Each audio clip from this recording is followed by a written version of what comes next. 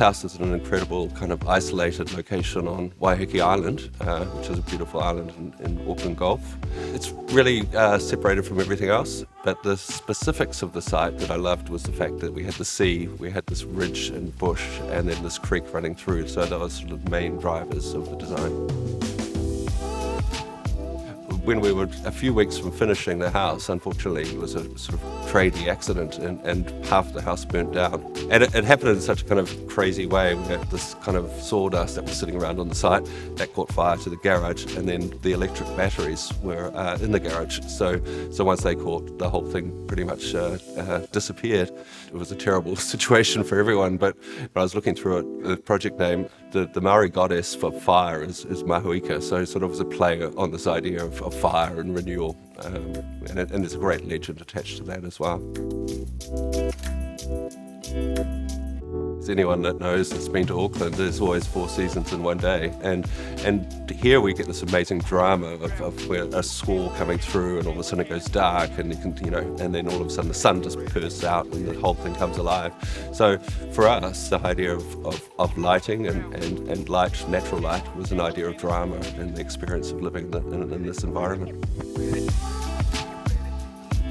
The actual road is quite a long way from the house, so you immediately get off the main track and you really are on a goat track of a road.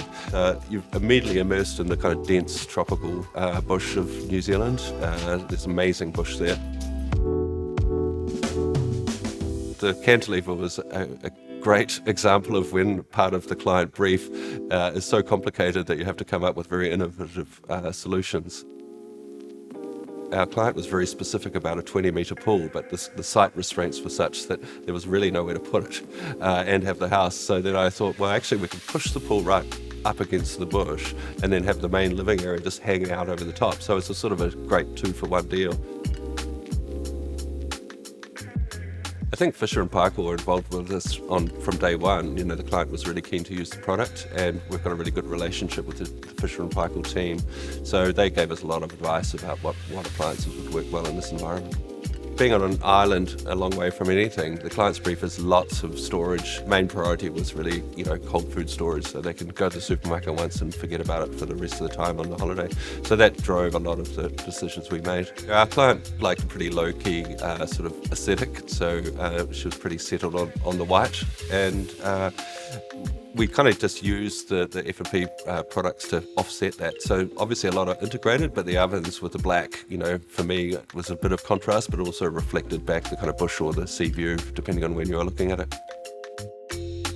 The bathrooms were lined up on this sort of bush side, really for the privacy. Obviously that's the more private side, and so people won't be looking at it. So, which gave us the opportunity to have them as clear glass, and each one is framed with a view. The bath is, particularly spectacular. It has this kind of wonderful view across the lawn and out to the bush beyond. The bedrooms are spread out over 2 levels, and it's kind of a stratification based on privacy and also its importance. So the main bedroom's directly above the pavilion, above the kitchen part, and that has beautiful views. And then there's another whole level with the guest bedrooms, so that kind of just gives them privacy from the family, but also an ability to engage when they want to. I mean, the challenges of building on a remote site are pretty extreme. It's a real commitment from the contractor to say they're going to do something here. Just people getting here, you can imagine in the middle of winter, this kind of goat track turns into a kind of a stream. So I saw many a concrete truck spinning around while we were on site. The main materials of this house is the concrete, which is, from the ground. There's piles for having to hold this whole thing up. But then from above this level, we transition to timber framing. There's a beautiful kind of Waiheke stone wall, which is kind of this idea of anchoring it into the natural environment, and then the black cedar. They say the colour of the New Zealand bush is black, so a black building just disappears into the bush. I think my favourite part of the house is the staircase that leads to the pool. You know, you come out of this bright pavilion, the staircase we have in dark walnut, and then you look down to the deck and the pool and the reflection underneath the cantilever and then the bush beyond. You know, the thing that clients often say is that they have a sense of peacefulness in spaces, and I think if a client tells me that, then you know, that's the thing I'm most proud of, because I think that kind of harmony, you know, is quite difficult to achieve.